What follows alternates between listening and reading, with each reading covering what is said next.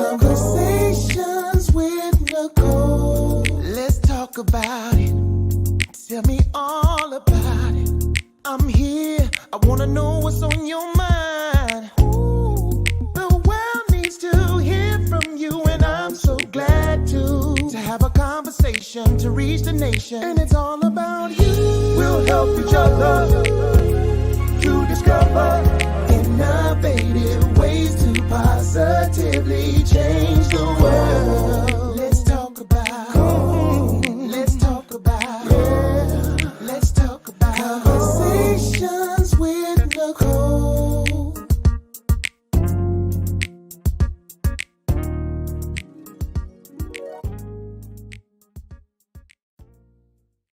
Greetings. Welcome to Conversations with Nicole. I am Nicole Everett, your host, and Conversations with Nicole is a talk show based in Tallahassee, Florida, focused on connecting the community through conversations. And today is what I call Wellness Wednesday, which is an opportunity for you, me, and my guests to chat about whatever it is we want to chat about. And today we are talking about what they never teach you in college, which is the subtitle or almost the subtitle to a book that Miss Nicole McLaughlin wrote. So y'all got double Nicoles in the house today, okay? I don't know if y'all ready for that, but it's okay. We're going to have us a good time. So before I bring Nicole on, I want to hear from you. Where are you tuning in from? Let us know in the comments. Put your city and state, and we will give you a shout out. I see Antagoni's Way. I'm probably killing your name. Forgive me, Miss Way, but appreciate you being here. Good evening. My mom is here from Miami. Thank you for being here, Ma. And Miss Peachy is in the house, who is here in Tallahassee. Good evening. Good evening. Appreciate you being here, Peachy. So it is graduation season. The high school graduations are going on now in Tallahassee. Rickards graduated last night. There's probably somebody else graduating today, tomorrow, the next day, all the way through the weekend. And so this is going to be a very appropriate topic for your high school graduates that are thinking about college, and maybe even for some of your current college students. So y'all want to tune in. That's all I'm saying. All right. Keisha is here. Greetings, God's people. Amen. Thank you for being here. She's here in Tallahassee. Alex Williams in Miami Gardens. Thank you for being here. And okay, she said Antigone. Thank you. Appreciate the phonetic spelling. I appreciate it. Thank you. Thank you. Thank you. Appreciate you being here. Miss Gloria Sellers in the BK. She says shalom. I appreciate you being here, my God, Mom. All right, so I'm going to go ahead and share some of Nicole's bio. Nicole is a writer, a speaker, and personal trainer. She self-published her first book and started as Real Publishing in 2004. Kudos to her for 20 years in having her own publishing company. She has been a certified personal trainer since 2013, and in the same year started her second business, Body, Weight, Health, and Fitness. She currently works as a wellness education specialist for the Florida Department of Corrections and working on her doctorate in kinesiology with a concentration in exercise physiology. She recently published her fourth book, which we're going to talk about tonight, entitled 7 Years, 3 Schools, and 4 Majors Later. This book was written for high school seniors and college students looking to make the most of their college experience. Y'all help me welcome Nicole McLaughlin. Yay! Hello, good evening, everyone. How you doing? Doing good, doing good. So I'm loving the green. Look, money green, wellness. Green represents wellness to me. I appreciate you being here with me tonight and definitely looking forward to diving into this topic. But before we do, if you don't mind sharing, who is Nicole McLaughlin? Not what you do, but who are you? Well, I am a mother of one, wife of one. My two Okay. boys keep me very busy around the house. Um, I love to read and write and crochet in my spare time, which I don't have a whole lot of these days because I'm in school again. Mhm. But I've recently taken up golf, which I thought would be relaxing, but it's very stressful as you're learning. But I have confidence that soon I'll get into the game and enjoy myself out there on the golf course. Nice. Yes. Love golf. So that's a good one.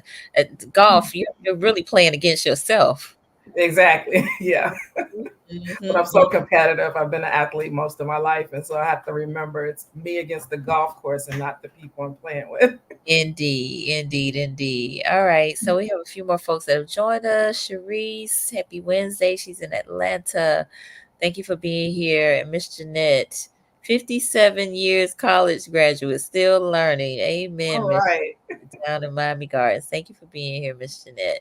All right. So y'all, please like, please tag, please share. Again, let folks know that they should be on here and I want you all to engage in this conversation. So this is interactive, safe space for us to communicate with one another. So again, our topic tonight is what they never teach you in college. So I want to start off, Nicole, about the title, right? So if you don't mind showing us the book. There it is. Yeah, so This way. There we 7 years, go.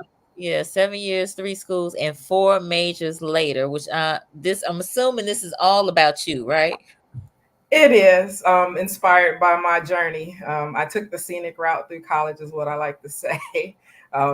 It can't be done in 4 years, and I wish sometimes that I had it. But if I had not took this journey, I wouldn't have learned all the wonderful things that I learned. Uh-huh. Um, so I graduated high school. Well, first of all, I grew up in Chicago, Illinois, and I graduated in '93. Hmm. And if you would have asked me when I was young, what did I want to be when I grew up, the answer was always a doctor, Okay. specifically an obstetrician. So when I graduated, I got into the University of Chicago because they Uh-huh. had a great pre-med program, and I was top of my class. I got in, no problem. But then I got there and realized that I was kind of scared of hospitals. And Mhm. I didn't know anything about midwifery or people having babies at home. I thought I had to deliver babies in the hospital. And so I kind of like, okay, and I need to change my gears. And then also, I wasn't ready for the culture shock of being like the only Black student in class, the only Mhm. Black woman in a lot of places. And Mhm. that kind of threw me because there was this whole notion of you're only here to fill a quota and you know, Uh, you'll be in class and people will say, so what do Black people think about X, Y, and Z? And I'm like, I'm not a spokesman for the whole race. I mean, I can tell you what I think, right, but right, right. that was so stressful that Yeah. by Christmas break, I said, I got to go somewhere else or I'm going to drop out. Okay. So I finished that year up and then I transferred to DePaul University Hmm. and I changed my major. So I Okay. went from pre med to acting. Believe it or Okay. not. I auditioned and got into their theater school and I Okay. went into acting. I primarily was stage manager, stage hand, makeup, costumes, all the backstage stuff. I did some acting too, but I'm more of a singer than an actor. So if it was a musical, I was all in. But anything else, it was kind of hard for me to So pull off. let me let me ask a question. Prior to How did my parents react to that change? listen, right, that part, but prior to changing to acting, had you been in acting at all Yes, in high yes. school? Okay, okay, okay, I got had done some modeling. I had done a lot of singing, okay, did competitions like Miss Chicago pageant, that kind of a thing. So yeah, okay, I was comfortable on stage in front of people. And I got realized later that I'm supposed to be public speaking, not necessarily acting, but that came much, much later. okay. All right, all So right. I was at DePaul. Uh-huh. Everything was great. But I decided to take a year off just to kind of readjust and figure out some things because I went through this how can I say it? So my father was very upset when I changed majors. He was Mm, like, "You're supposed to be a doctor. That was the agreement. We all did what we did to get you through high school and you're supposed to be a doctor." So he was just kind of over it. My mom was like, "Do what you feel," she was more online with it, but I know she didn't understand. right, right, right, right.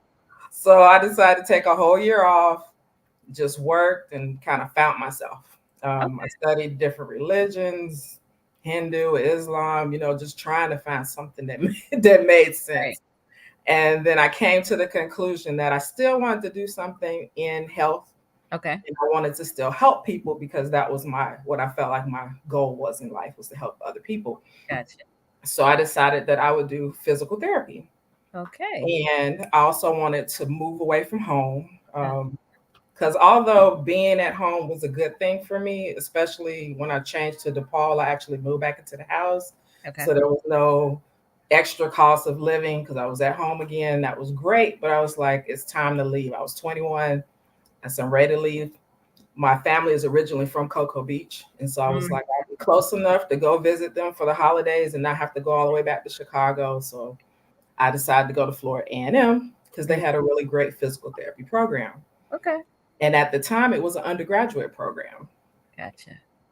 But here's the rub. I mean, So, it's credits transferred. yes. So, transfer students. One, FAMU does not transfer all the credits that they say they're going to transfer, Mm-hmm. especially Black history. You cannot take Black history anywhere but at FAMU. Mm-mm. You know, in preparation, I went back to DePaul and took Black history at Oh. DePaul. I Mm. came to FAM. You shaking your head because I didn't know. They told me what class to take. I took it.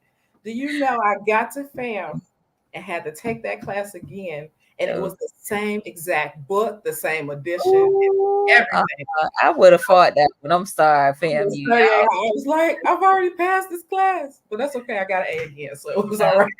wow. But Wow. transfer credits are hard, and out of Mhm. state tuition is hard too. So Okay. that's something one should consider before they go out of state, Yeah. because you got to live there for a year and get your residency and all of Mhm. that in place before they drop the rate for you. Well, Exactly. anyway, I get the fam.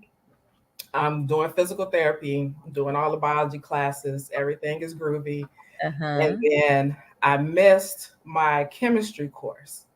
I took it, but I didn't do well. I got like a D or something. And I was Mm. going to retake it in the Okay. summer and then decided I haven't been home in a while. I'm going to go home and work for the summer. So I Okay. did that. And I came back and I was told, well, we're going to be a graduate program now. So the last undergraduate class is this year, and you don't have the credits to be in that class. Ooh, Are Yeah, you serious? I wish I was kidding. So this is what my advisor said. Uh, They said, just get your degree in anything and then apply to the graduate program, right? No problem. So when they looked at my manuscript, all my classes from other places, they said the thing you could do the quickest to get out would be to get a theater degree. So they sent me over to the Essential Theater. I sat down with Dr. Matthews and she helped me figure it out. And I Praise wound up God. graduating in 2001 with a theater degree and a minor in humanities. Isn't that something? Wind up with the theater degree after all. After After, all and I used that theater degree. I put it to good use for that. 3 years in DC. I worked for the Smithsonian's Children's Theater, the Oh best wow. theater, and I worked for the Studio Theater in DC. So I used it all. But it's just funny how I came full circle and wound up being a personal trainer, and now doing wellness. So it's just, I guess You I'm supposed to be doing this. I suppose, yes, you truly did do it all. Yes. Yeah. All right, we got a few more folks that have joined us, so I definitely want to acknowledge them. My sister Shayla down in South Florida, thank you for being here. Miss Brittany, who is here in Tallahassee, appreciate you being here. And Coach Merv is on with us tonight.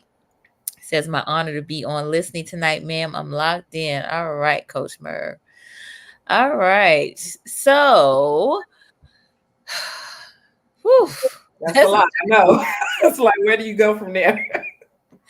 that is a journey right there. So, what is it? 7 years, three Years, schools, and 3 schools, and 4 majors later, we have this degree in, well, actually 2 degrees, but the undergrad. Yeah, the undergrad degree is in theater, minor Mm, in humanities. My master's degree is in exercise science, wellness, and nutrition. okay, gotcha. Yes, I got that in 2010 from Liberty University. I did that online. Okay. And now I'm pursuing my doctorate with Concordia St. Paul. Okay, cool. Yeah. So, and I guess if you hadn't gone through all of that, we wouldn't have the book either. No, ma'am. Uh-huh, uh-huh. So, and okay, I want to get this name right. She had Antigone. I got it. Mhm. Antigone said lots of colleges don't transfer all of the credits when you transfer, unfortunately. Yes, So even if they tell you they're going to, they do. I think that is lesson number one for our topic tonight in terms of what they never teach you in college is that a lot of times colleges don't transfer the credits, even like you said, even though they say they are going to. Right. So be at least aware and mindful of. And look, if you feel like trying to fight the fight, especially if it's the same course and the same book, I Same, don't, I mean, I same don't, edition of the book. the same book, I would have, I'm sorry, we might be fighting. Yeah, you may have to take that up. So, what are some of the other things that they never teach you in college that you learn through your experiences, through your journey? Well, one of them is they don't teach you, how can I say it, fiscal responsibility. Like they Mhm, don't teach you. So student loans are kind of marketed as free money in a way. Um, you're going to pay it back eventually one day, right? But there's mhm, never this conscious decision that, hey, you're making a major life investment by mhm, taking out these loans and you want to get return on your investment, you know? And the best way to do that is to not only choose a major that suits you at a school that is, reputable for that major, whatever discipline that you're going for, but also the job market. Like when you get out, will you be able to make that money up? Some people never recoup. Some people are struggling today because of student loan debt that they've mhm. been carrying. They're not even working in their majors or anywhere close to it. They've had to reinvent themselves and do something else to make more money because the thing they went to school for is either no longer in demand or they couldn't make it work.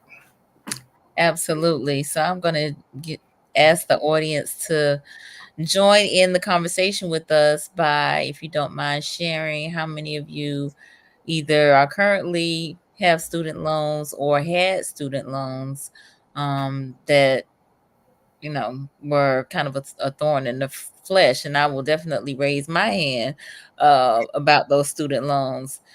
And I know that our current leadership talked about eliminating some student loan debt when they got in office. Now, I have heard of some folks that have said that they have been able to get some of their student loans, waived or forgiven. But for the majority of us, that is not the case. Yeah, I was able to get some forgiven, but I think they primarily focused on people who were in school from a certain time to a certain time, mostly Hmm. to like 30 and 40 somethings to give us relief in the hopes, I guess, that we will vote. Yeah, Help stimulate the economy yeah, because you couldn't buy nothing if you had student loans on your credit report. exactly. Couldn't get a Mhm. house, couldn't, Get yeah, a house. Yeah, and if you was trying to get a car, you couldn't get much of a car right. because you had those student loans on there. Mhm. All right. So Warren Cave has joined us. Hey, Warren, thank you for being here. Marcus Boston in Tampa, the author. He says student loans. Yes, I feel the same way, Marcus. All right, Sharice, she said that's exactly why I'm finishing school at MDC. I refuse to lose my credit hours. So MDC, Miami-Dade College, I believe is what she's talking about. Mhm. Yes, don't want to lose those credit hours. And I guess thankfully, in some regards, a lot of schools now, probably as a result of COVID, are more open to or offering more distance learning classes or online classes. So you don't maybe not have to necessarily lose those credits.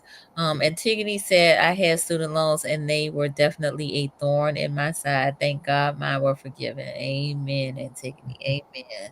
All right. So, yes, the fiscal responsibility of the student loans for sure. And like you said, they do kind of promote them as if they're free money, but no, you got to pay that back. Exactly. And Hmm. a couple of years ago, they actually were taking them back. Like if you owed any student loans and you got a refund, you didn't get that refund. The government just kept it and Mm, paid off your student loans with it. So yeah, yeah, just straight gangster. Oh, that's a whole nother topic. That's a whole show by itself. Student loans. Okay, yes. Lord. All right. Anything else about fiscal responsibility in terms of what they never teach you in college? Also, the whole credit card scams that go Mm, on college campuses, where they mm-hmm, sit out there with their laptops at these tables and they say, "Hey, come get this credit card. You can go to this mall and shop and all these things." And they don't talk to you about the interest rates. They don't talk to you about late fees. They don't talk to you about of how any of that works. And at 18, 19 years old, it's like that's your first credit card in most cases. Your parents may not have, given you kiddie cards like they have now. Back when we were in school, there was no such thing, or put you on an account. And so, being that young and with that inexperience, I don't think that they should be. It's kind of predatory lending in my eyes. mm-hmm. Coming to college campuses with all those credit cards. So that was another thing that I experienced early on. Even Yes. when I got to FAMU at 21, I still wasn't really prepared for all of that. Agreed, agreed. Cherie said my student loans were forgiven, and yes, she was at Miami-Dade College, indeed. So, uh, my next question again, trying to get you all involved in our conversation. Credit cards. How many of you signed up for some credit cards or a credit card on campus when you were a student?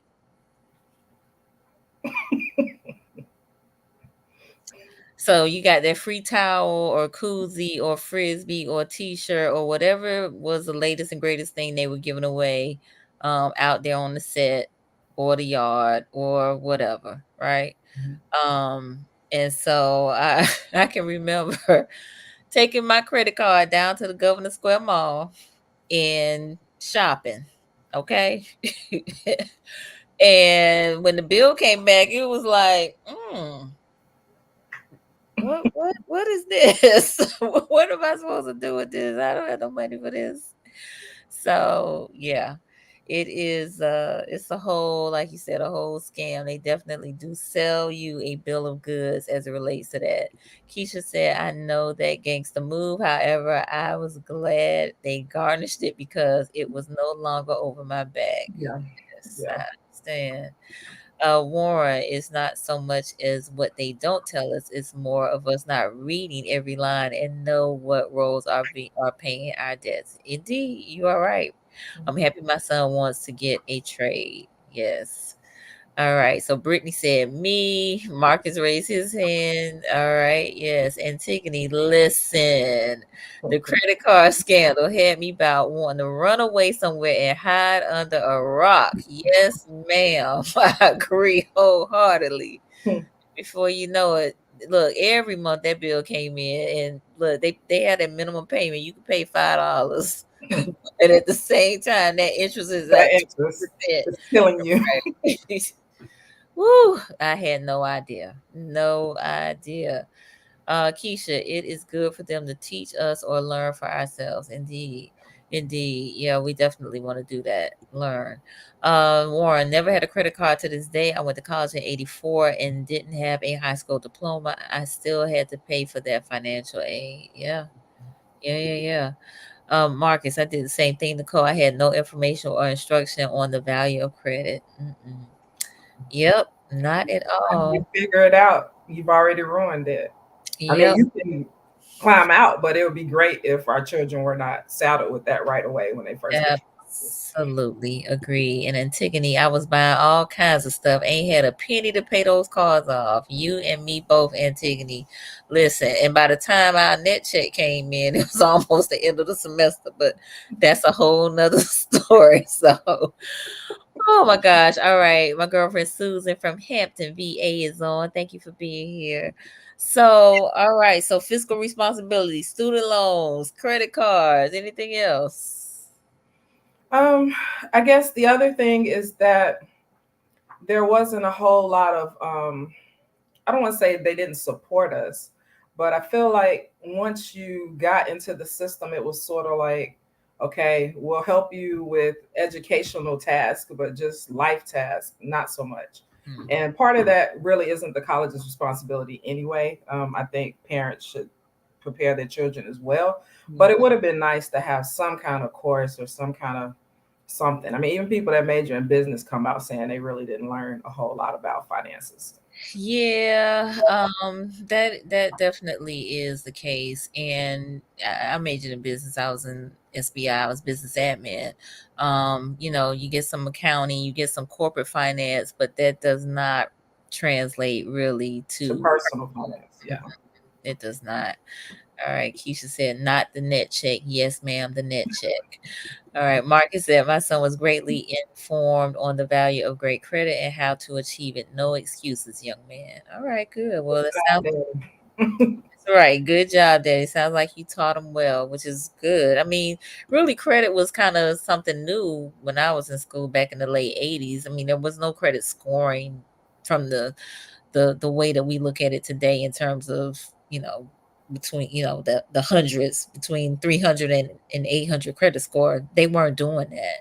So um it was kind of rare too. I didn't ever really see my parents with a charge card, and if they had a charge card, it would have been for a specific store, not like something that they could use everywhere. um Right. they mostly paid with cash, you know what I'm saying? So the idea of credit, uh, that just was not a conversation that I had or they had with me growing up. But definitely Yeah, that now. easy credit thing kind of kicked off in the early 90s, Hmm. got out of control. And Yes. now they're kind of slowly reeling it back in. And I Mhm. talk to high school students and younger, what they call the millennials and the Gen Zers, and they Mhm. have a totally different idea about credit. Like some of them don't even want to go to school because they don't want to incur student loans. I Mhm. mean, they really have, I guess, because they've heard their parents cry about student loans and why they can't Mhm. afford to do certain things because they're so saddled with debt. And so these kids are really trying to avoid debt like the plague. Mhm. They're in the gig economy, making money, using cash, and yeah, they're learning. Yeah, yeah, for sure.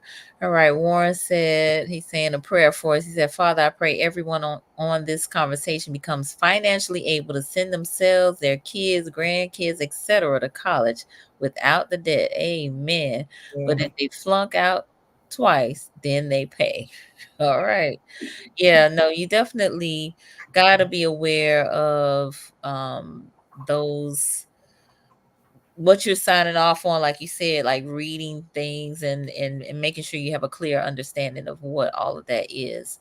I would also encourage uh viewers, students to, do the best that you can so you can get those scholarships and grants and things of that nature. Like, I, of course, again, it's the season of graduations and whatnot, and I've been seeing a number of posts of students across the country, quite frankly, that have gotten like thousands and millions of dollars in scholarships.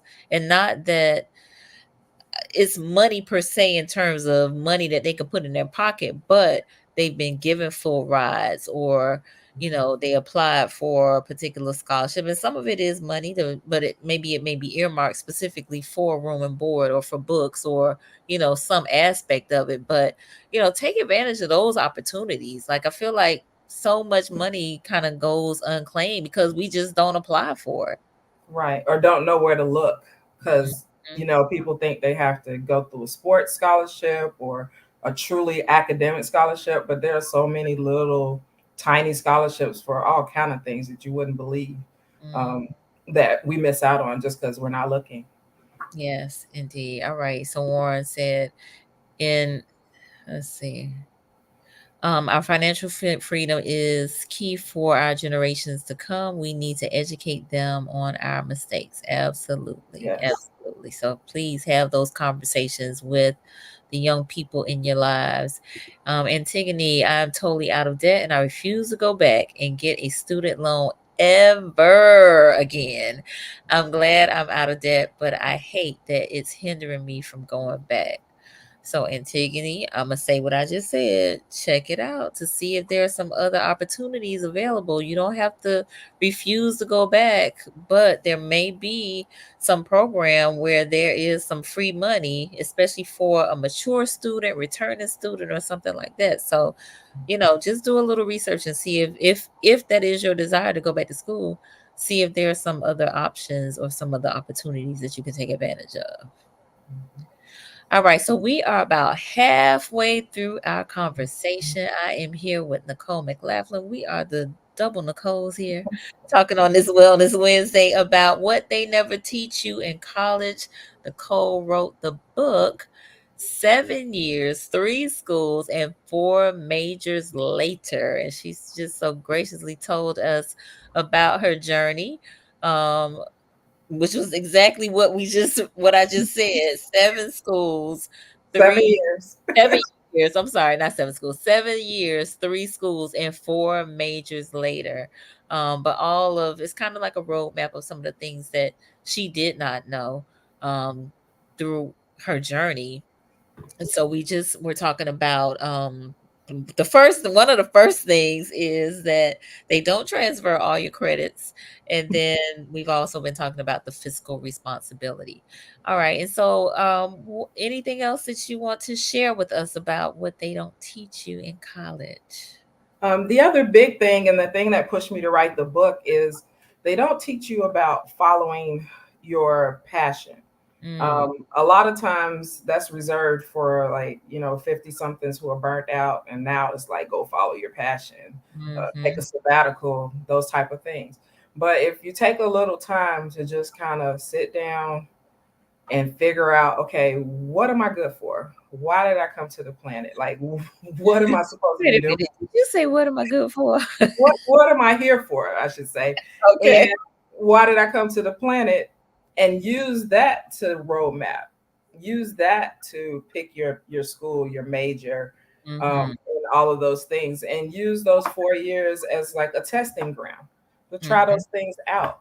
I did have many opportunities to try out my writing and my acting throughout college, Mm-hmm. with different organizations and things that I was a part of. My church even allowed me to guest speak and sang in the praise and worship team. So I got a chance to use all of my skill set as a Nice. communicator while Mm, I was in school, and was able to use those experiences to kind of lead me to the next thing as far as work and just the type of person that I wanted to become.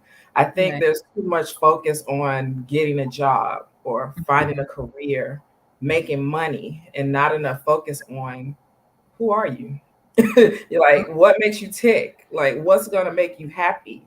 What's going to make you want to get up every day and go to that job or fulfill that career? You Mhm, know? And mhm.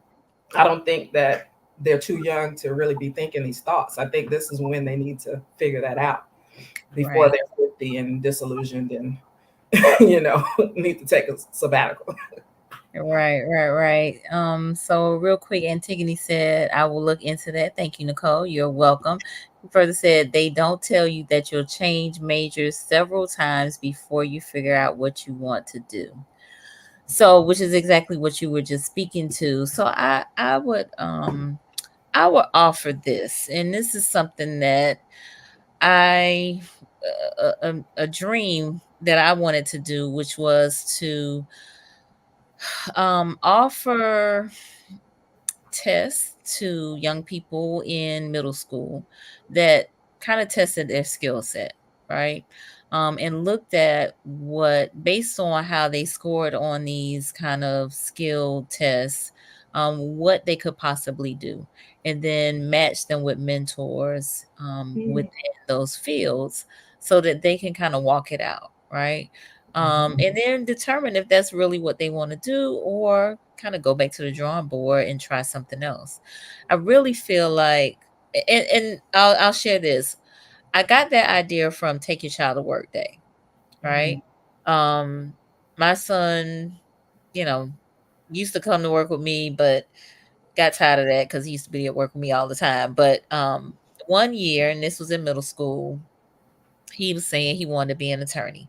So I matched him with an attorney who also wound up being the mayor. So it kind of Mhm. wasn't a real true match because they didn't get to do like attorney stuff. They did more mayor stuff. But then I matched him with another attorney. And after that experience, he was like, nah, that's not really me. Mhm. And so I thought that was a great thing. And so I thought if children got that type of exposure around, again, that middle school age between sixth and eighth grade, and could really begin if they identify, yes, this is it, I like this is like my gift, my talent, my passion, my purpose, they could start working in that, whether it is volunteering initially and then it turn into a job that they can work on, um but and also maybe work doing maybe their electives could be in that field, right? Or they could do some service learning or something or another. So at any rate, what I'm saying is I think how we can maybe offset it a little bit, maybe, in terms of all of these, changing of the majors several times, is if we can get them earlier in terms of the exposure of these different careers or vocations or what have you. I think that would be awesome. All Yeah, right. I agree. Middle school, I think, would be great. Yes, Mhm, because that's when we start really thinking about, well, what do I want to do? And like mhm, you said, he thought he wanted to be an attorney, and a lot of kids want to be professionals because they see those are the careers where people seem to be making money. They seem to be comfortable, mhm, and just because it looks good on the outside doesn't mean it's going to fit you. Like I found out I was scared of hospitals. Like, what kind of doctor is scared of hospitals? But I didn't know that because I'd never spent time in one. But mhm, as I came to realize that I had that fear, it was just like, yeah, that's not going to work. But unfortunately, like you said, if I had someone who could have mentored me and told me about midwifery, mhm, about birthing centers and cottages, then maybe I could have stayed in that field because mhm. it is something I was really interested in, and actually to this day still like to work with pregnant clients as a physical trainer. So Nice. Nice, nice, nice. Yeah. So, my sister Shayla said, I like that idea. So, my sister is a teacher down in South Florida. She said, I would also recommend that for some high school students as well, because most of my students don't know what they want to do with themselves after graduation. I mhm, ask them what their plans are, and they are just like, I don't know.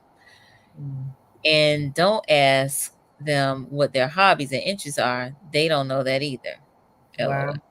Yeah. Okay. So this really aligns with one of my mantras, which is that all human beings need exposure to Mhm. some different experiences that are positive, that are, and I don't want to call them positive, but just things that are going to kind of open up their world, Mhm. and help them dream, them to even imagine doing this, or serving in this way or being this, right? And then once they are exposed, then they need support. So they go to the Capitol and they see somebody speaking and that resonates with them, and they say, I want to do that. Well, you know, whatever we need to do, whether that's now you give Easter speeches at the church, or, there's an opportunity for you to speak on the morning announcements at the school. We're going to give you those opportunities since this is what you say you want to do. We're going to support you in this, right? Help you write your speech, help you, with pronunciation or speech therapy or whatever we need to do to help you be great. Right. Hmm. So that's kind of my little spiel about that. Because again, that's something that I really, really did want to do. And then the second part to that, after kind of identifying the skill set and matching it with the mentor and them kind of walking it out, was the money piece. Money from the standpoint, okay, so if this is what you want to do, if this is your occupation, vocation, this is what that can bring in terms of money compensation. And so now you got to pay rent or mortgage. You got to, have transportation. You got to have healthcare. You got to have food. You got to have clothing, all of this sort of thing. This is, how to budget your money after you now have this job. And so you can be setting up savings for a rainy day, or, for retirement, or an emergency fund, or, all of those sorts of things. So, um, it's still something near and dear to my heart. I'm speaking very passionate about it right now, but I just think that it so aligns with, you know, the things that we don't often learn, either because our parents didn't teach it to us, or we didn't get it in school, in college. Right. All right. So Keisha just said, "This is what my business does. We sit down with the customer early as possible to allow them to understand the difference between their hobbies, purpose, and giftings." Awesome, awesome, awesome. That's great. That's great. So we want to hear more about that, Keisha, for sure. So, um, I know we've talked about the student loan piece, the cost of education, that this is a big investment. And now, the importance of knowing yourself. You talked about following your passion.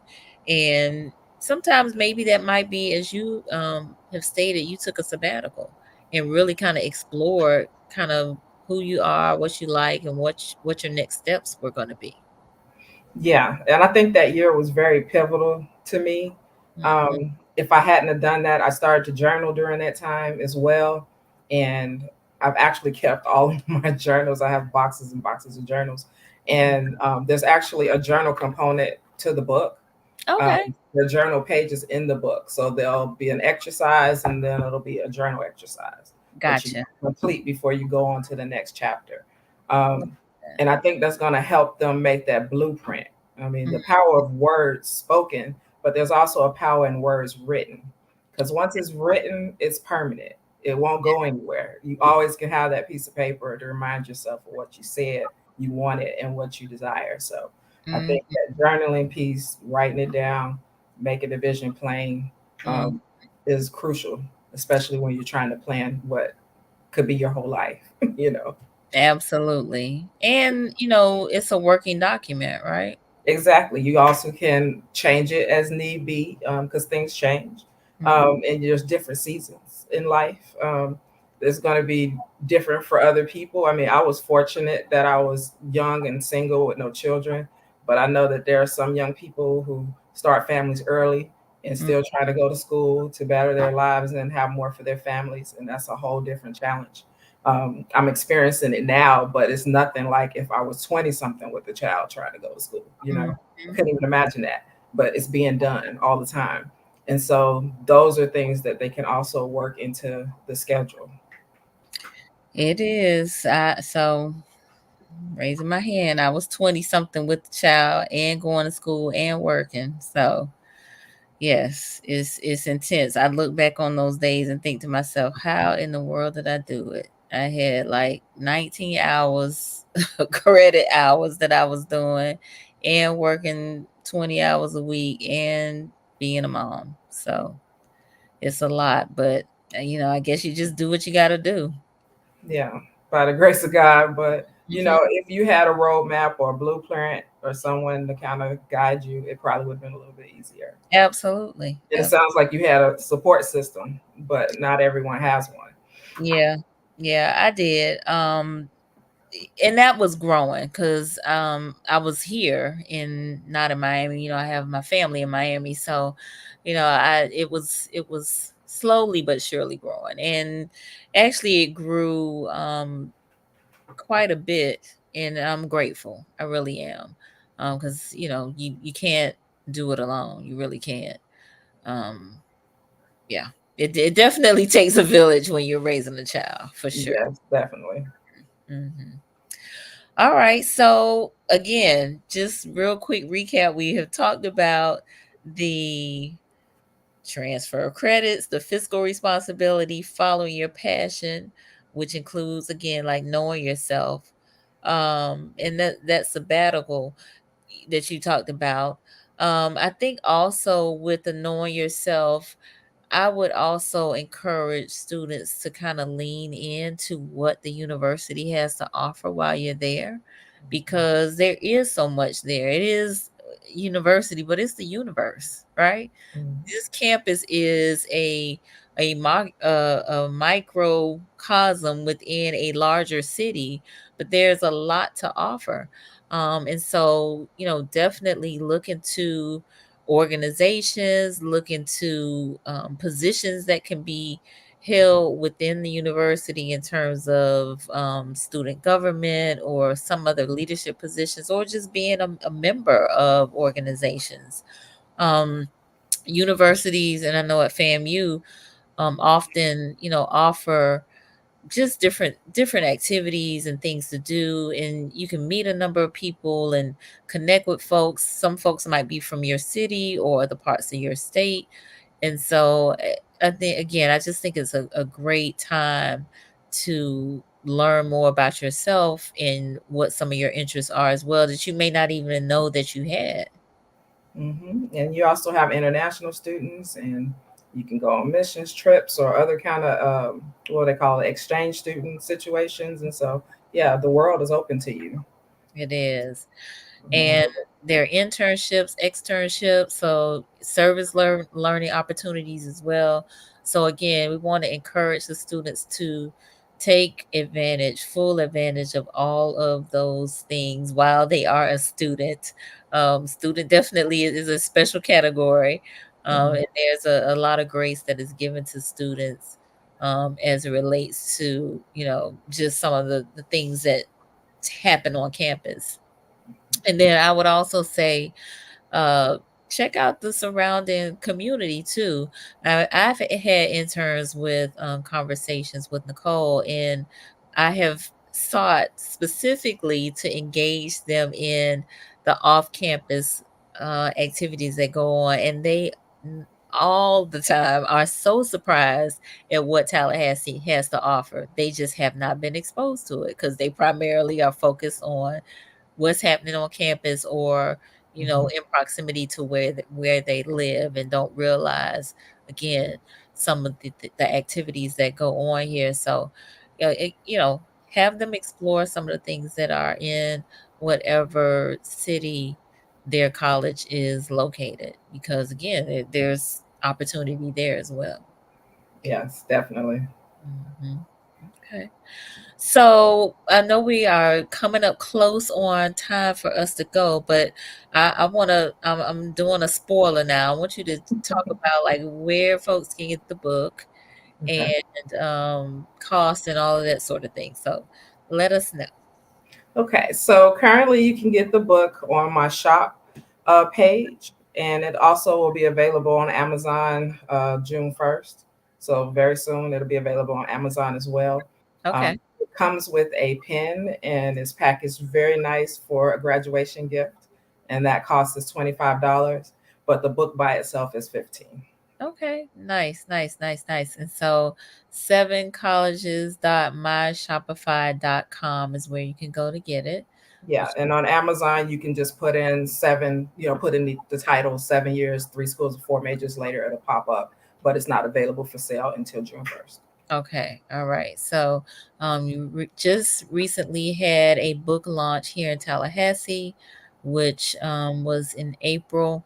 And so, again, these will make great gifts for your high school graduates that are looking to matriculate, as well as even some of your college students that are there currently that may not have what I call the ropes to skips and the ropes to know, which was actually a book that we had to read my freshman year of college. So, which I liken to this book, really, what you have created. So I think that we can't teach our youth enough about this experience. This is new to them. There's a lot of time management that goes into being a college student.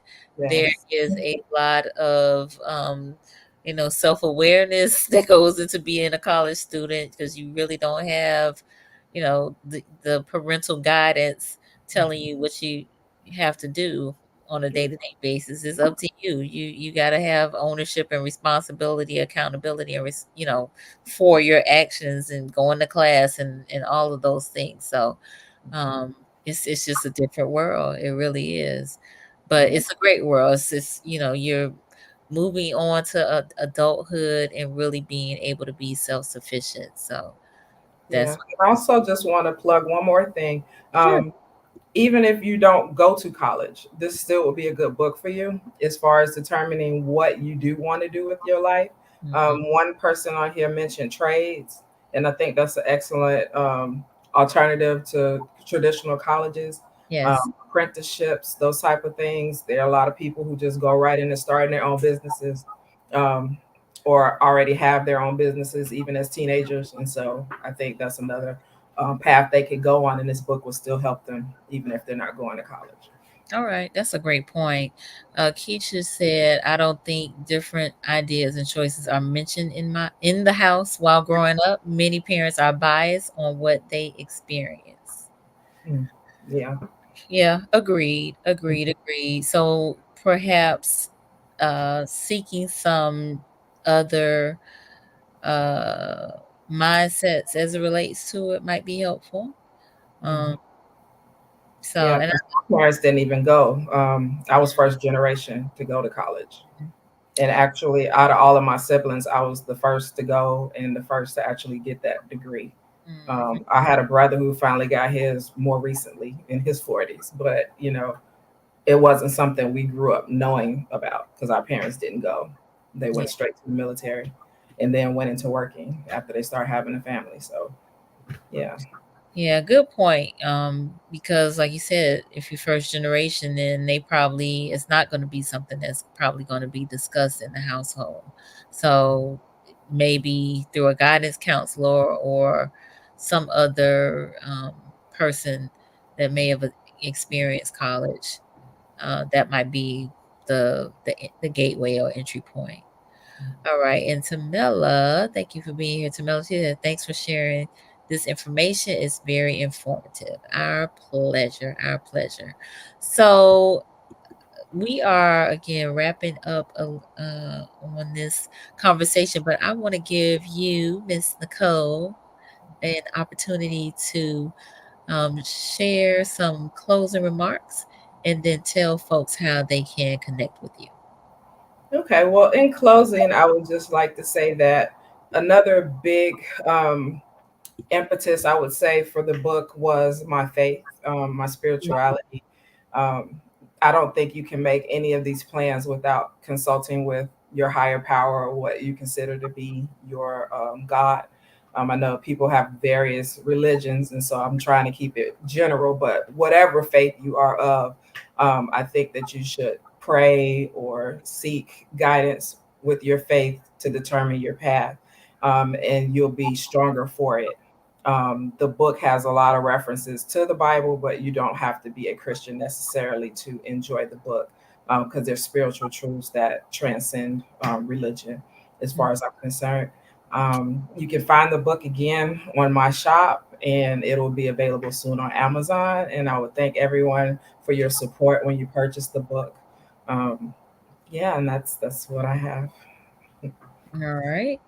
Very good. Wonderful. Thank you so much. And you can also find her on Instagram and Facebook Mhm. at As Real Books. Yes. AZREALBOOKS. So follow her on Instagram and Facebook at As Real Books. All right. Tamela, she said, I always encourage my sons to use their counselors or advisors to get information I didn't have access to. Great point. Thank you for sharing that. All right. And Peachy, she said, great show. Thank you for being here, Peachy, and for your comments. So hopefully you all have found this beneficial. Again, let's keep this conversation going. So tag a friend, share it with folks that you think will benefit from it, especially our students, our recent graduates, our folks that may not be quite sure what they are interested in doing vocationally, students that are already in school that are still, questioning Mm. what they may what their major should be, or some of the things that they're experiencing at college, as well as maybe parents to help them, maybe parents who did not attend college, but their students are about to. This may help them gain a better understanding of what their students may be going through as well, Mhm. right? So again, it's graduation season. This would be a great gift for your students. All right, my sister just chimed in. She said this has been a great show. It is definitely giving me an idea of something I want to do with my students at my school next year. Wonderful. Love to hear that. All right. Peachy said yes, it can be challenging to figure it all out. Indeed, indeed, indeed, indeed. Well, again, that's why you wrote the book, right? Yeah, to try to help somebody else. Not, I mean, if it takes you 7 years, it takes you 7 years. But if I can help somebody kind of shorten their path, I'd love it. Absolutely. Absolutely. All right. Marcus said, I needed this information 30 years ago. We Yeah. all do. Yes. Well, Marcus, in that we didn't have it 30 years ago, we just gonna pass it on to the people now so that they can avoid some of the same mistakes we made. All Yes. right. All right. Good deal. All right. So for those of you who may be new to the platform, I invite you to subscribe to the Conversations with Nicole YouTube channel. Subscribing and supporting. We need all the support we can get. We are here on Mondays and Wednesdays at 9:30. I'm sorry, 8:30 p.m. Eastern. And the focus is on mental health and wellness in Black and Brown communities. And it's interactive and it's a safe space for us to chat with one another. So again, I invite you to check out the shows. We got lots of them on there. And we are definitely still seeking to make these 4,000 viewing hours within a 1 year period. So play some shows if you can. All right. We got Memorial Day weekend coming up. So we definitely want to encourage you all to be safe out there and but have a good time, but be safe. And God willing, we will see y'all next time. All right, Marcus. Okay, conversations with Nicole. So I know he's singing the song in his mind. I know it when he puts it. It's okay, Marcus. I love you anyway. All right, Nicole. Thank you again. Appreciate you so much. Thanks for having me. It's been great. We had a good time. My pleasure. My pleasure. All right, we'll see y'all next time. Bye.